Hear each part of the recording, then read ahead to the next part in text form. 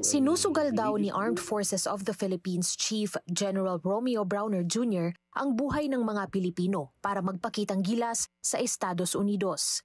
Yan ang mainit na reaksyon ni Davao City 1st District Representative Paulo Pulong Duterte sa sinabi ni Browner na kayang umabot sa China ang US-deployed Typhoon missile system.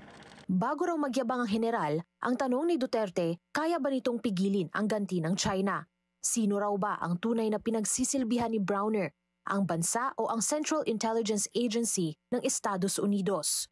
Kung national security raw ang pinag-uusapan, dapat anyang mas pagtuunan ng pansin ang tunay na mga problema ng bansa, mga proyektong walang kwenta at ang walang takot na pangungurakot sa pera ng mamamayan.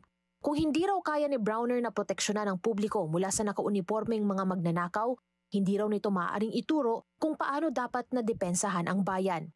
At sa huli, tinawag pa nitong trigger-happy ang general.